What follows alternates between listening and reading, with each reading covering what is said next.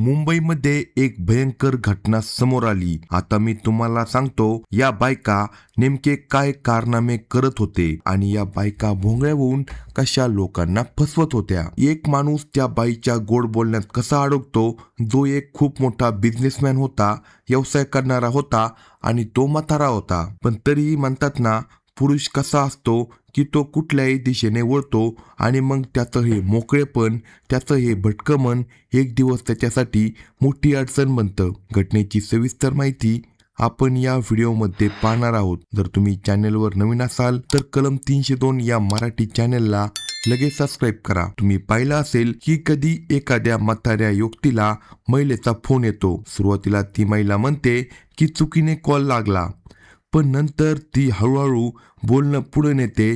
तुम्ही कुठे राहता, तुमचं वय काय, असं वगैरे वगैरे ते प्रश्न विचारतात. माणूस विचार करतो की किती गोड, किती मधुर आवाज आहे.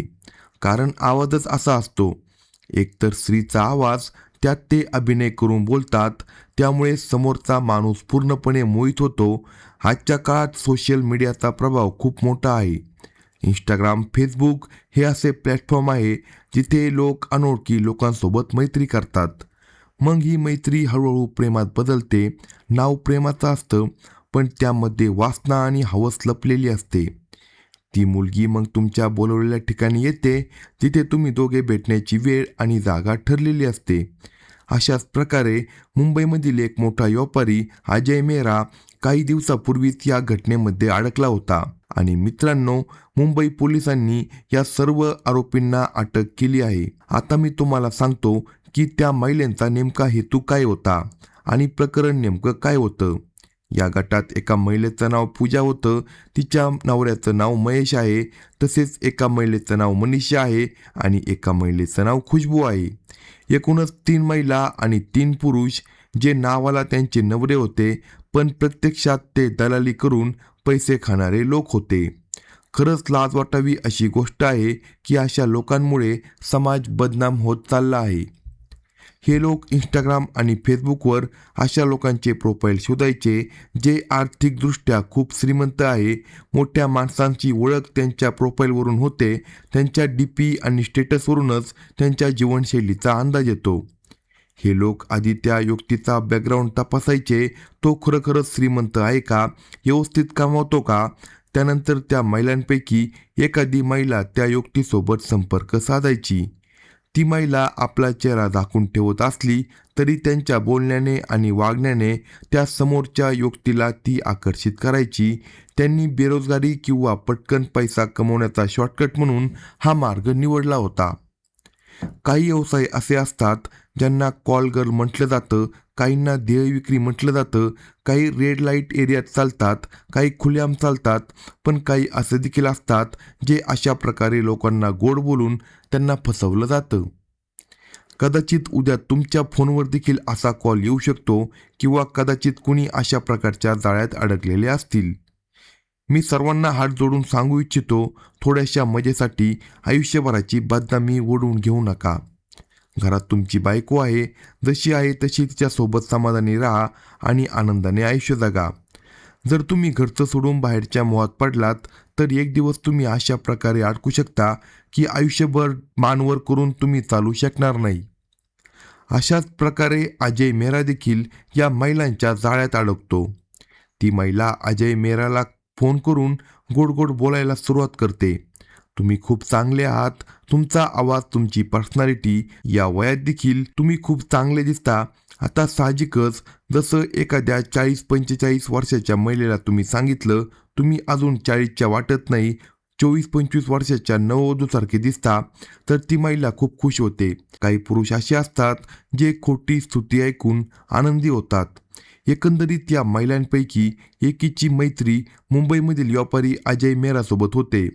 सुरुवातीला ती त्याला फोनवर इतकं गुंतून ठेवते की त्याला वाटतं ही महिला पूर्णपणे माझ्या प्रेमात पडली आहे. पण प्रत्यक्षात त्याच्या मागचा हेतू खूप धोकादायक असतो. ही एक संपूर्ण गँग असते, एकटी महिला किंवा एकटा पुरुष नसतो. नंतर ती त्याच्यासोबत भेटण्याची तारीख ठरवते. व्यापारी असल्यामुळे त्याच्याकडे पैशांची कमतरता नसते. मग दोघेजण एका हॉटेलमध्ये भेटण्याचं ठरवतात. ती महिला आधीच आपल्या गँगला सांगते, शिकार पूर्णपणे जाळ्यात अडकली आहे, आता फक्त काम पूर्ण करायचं आहे. हळूहळू काय होतं, ते दोघेजण हॉटेलमध्ये भेटतात. तिथे ती महिला त्या व्यापाऱ्यासमोरच भोंगळी होते. ज्या व्यक्तीला ती ओळखतही नाही त्याच्यासमोर अशा प्रकारे उभं राहणं हे सामान्य स्त्रीचं काम नाही. हे फक्त त्या स्त्रिया करू शकतात ज्या ज्या या धंद्यामध्ये असतात. एकंदरीत पूजा आणि तिचा नवरा आणि संपूर्ण गँग तयार होते. जेव्हा व्यापारी त्या महिलेसोबत कामक्रीडा करत असतो त्याला अजिबात कल्पना नसते की ती महिला त्याचा व्हिडिओ गुपचूपपणे रेकॉर्ड केला जात आहे. सगळे रेकॉर्डिंग केलं जात होतं. त्यानंतर व्यापारी घरी जातो आणि ती महिला आपल्या गँगसोबत बसून प्लॅन करते. आता फक्त पैशांची वसुली करायची असते. आता जो व्हिडिओ बनवला गेला होता तो व्यापाऱ्याच्या व्हॉट्सॲपवर पाठवला जातो. जसं त्याने तो व्हिडिओ पाहिला तसं त्याच्या पायाखालची जमीन सरकली. त्याला धक्का बसला. हे नेमकं काय झालं? तो म्हणतो, हे काय आहे? तर समोरून उत्तर येतं, तुम्ही हॉटेलमध्ये जे काही केलं, माझ्यासोबत वेळ घालवला, मजा घेतली, त्याची ही रेकॉर्डिंग आहे. आता सांगितलं जातं यासाठी तुम्हाला काहीतरी करावं लागेल. तो विचारतो काय करावं लागेल? त्यावर उत्तर येतं, 1,00,000 रुपये द्या. नाही दिलं तर हा व्हिडिओ संपूर्ण महाराष्ट्रात नाही तर इंटरनेटवर टाकला जाईल आणि तो संपूर्ण भारतामध्ये देखील व्हायरल होईल. बिचारा व्यापारी त्याची झोप उडते. दिवसाचा चैन आणि रात्रीची झोप संपते. थोड्याच्या मजेसाठी आयुष्यभराची शिक्षा त्याला मिळणार असते. आता त्याच्यासमोर 2च पर्याय असतात, 1,00,000 रुपये द्या किंवा बदनामी सहन करा. पण मित्रांनो, याची खात्री काय की पैसे दिल्यानंतर ते तुम्हाला सोडतील? असं होत नाही. पैसे दिल्यानंतर देखील ते तुम्हाला पुन्हा पुन्हा ब्लॅकमेल करतात. हळूहळू माणूस कंगाल होतो. घर विकावं लागतं, जमीन विकावी लागते. एकदा जर तुम्ही अशा जाळ्यात अडकला तर बाहेर पडणं खूप कठीण असतं. आता मी तुम्हाला महत्त्वाची गोष्ट सांगतो, यापासून वाचायचं कसं. जर तुमच्याकडून अशी चूक झाली तर घाबरू नका. अनेक लोकांबरोबर हे घडतं आणि अशा लोकांचा फायदा घेतला जातो.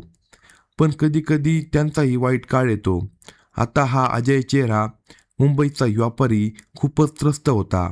त्याची झोप उडलेली असते. तो नीट जेवणही करत नाही. दिवस रात्र तो तणावात असतो. घरात असलेली बायको, जी त्याच्यावर खूप प्रेम करते, ती त्याची अवस्था ओळखते. ती त्याला विचारते, काय झालंय? तुम्ही इतकं का चिंतेमध्ये आहात? ना तू खात आहे, ना तू झोपत आहे, ना माझ्यासोबत बोलत आहे.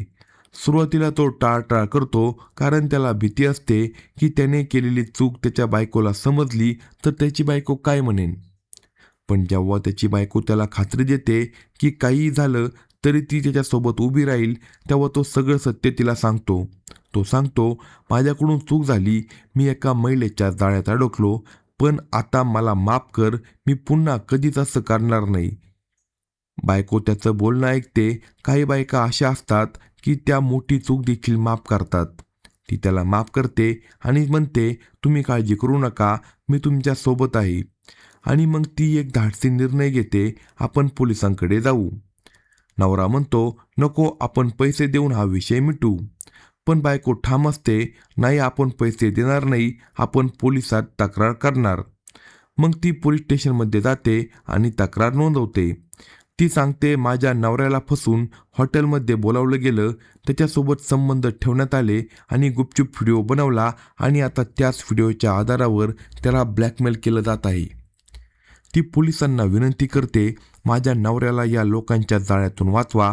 ही गोष्ट जेव्हा पोलिसांपर्यंत पोहोचली तेव्हा पोलीस विभागात खळबळ उडाली.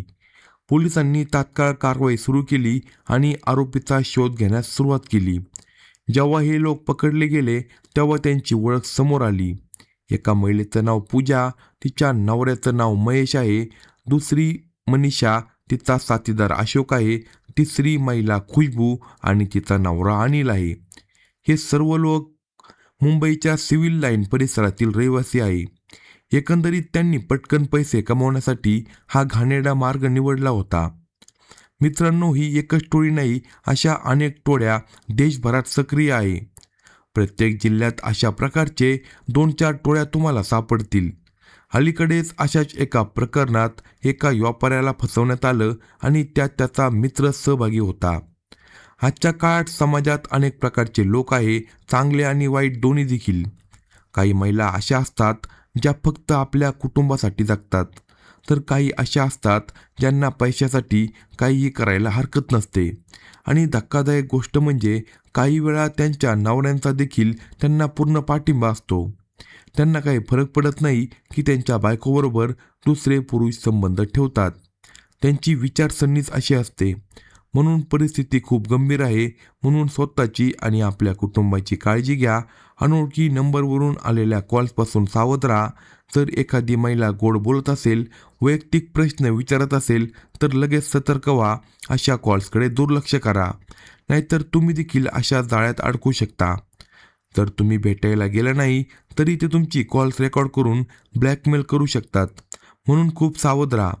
अशाच नवनवीन क्राईम स्टोरी ऐकण्यासाठी कलम 302 या मराठी चॅनेलला लगेच सबस्क्राईब करा आणि आपल्या प्रतिक्रिया कमेंट बॉक्समध्ये कळवा.